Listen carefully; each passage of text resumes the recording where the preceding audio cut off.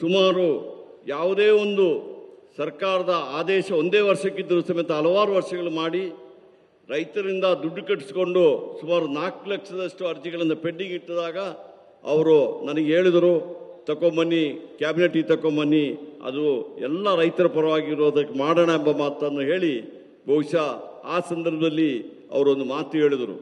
ನಾವು ರೈತರ ವಿಚಾರದಲ್ಲಿ ಅವರಿಗೆ ಸತತವಾಗಿ 7 ಗಂಟೆಗೆ ಒಂದು ವಿದ್ಯುತ್ ಕೊಡುವಂಥ ಕೆಲಸವನ್ನು ಮಾಡಬೇಕೆಂಬುದಾಗಿ ಹೇಳಿದರು. ಆದರೆ ದುರದೃಷ್ಟವಶಾತ್ ನಮ್ಮ ಸರ್ಕಾರ ಬಂದ ಕೆಲವೇ ದಿವಸಗಳಲ್ಲಿ ಮಳೆ ಕೈ ಕೊಡ್ತು. ಆಗ ಹಿಂದಿನ ಸರ್ಕಾರ ಏನು ಮಾಡಿದರು ಅಂತ ಹೇಳ್ಬಿಟ್ರೆ, ಆವತ್ತು ಡಿಮ್ಯಾಂಡ್ ಇರಲಿಲ್ಲ.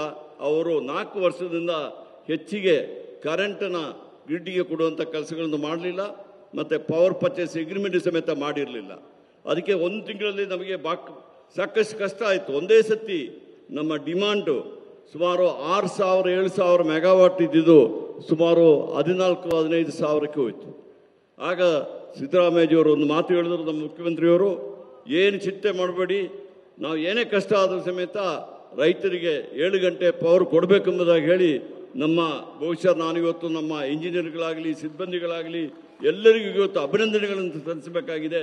ಬಹುಶಃ ಒಂದೇ ತಿಂಗಳಲ್ಲಿ ಮತ್ತೆ ಮುಖ್ಯಮಂತ್ರಿಯವರು ಒಂದು ಸಭೆಯನ್ನು ಮಾಡಿ ಎಲ್ಲರಿಗೂ ಕರೆಂಟ್ ಕೊಡುವಂಥ ಕೆಲಸವನ್ನು ಮಾಡಿದರು. ಅದಲ್ಲದೆ ರಾಯಚೂರು ಮತ್ತು ಬೇರೆ ಬೇರೆ ಕೊಪ್ಪ ಭಾಗದಲ್ಲಿ ಯಾವತ್ತೂ ಕಬ್ಬು ಬೆಳೆದು ನಿಂತಿತ್ತು. ಆಗ ಅವರಿಗೆ ಭತ್ತ ಸಮೇತ ಬೆಳೆದು ನಿಂತಿತ್ತು, ಕಟಾವಿಗೆ ಬಂದಿತ್ತು. ಅವರಿಗೆ ನೀರಿಲ್ಲದ್ರೆ ಕಟಾವು ನಮ್ಮ ಬೆಳೆ ಒಣಗುವಂಥ ಸಂದರ್ಭದಲ್ಲಿ ಅವರಿಗೆ ಕರೆಂಟ್ ಕೊಡಲಿಕ್ಕೆ ನಮಗೆ ಆದೇಶವನ್ನು ಕೊಟ್ಟು ಅವರಿಗೆ ಸತತವಾಗಿ ಕರೆಂಟ್ ಕೊಡುವಂಥ ಕೆಲಸವನ್ನು ನಾವು ಮತ್ತು ನಮ್ಮ ಇಡೀ ಇಂಧನ ಇಲಾಖೆಯವರು ಮಾಡಿದ್ದಾರೆ. ಬಹುಶಃ ಈ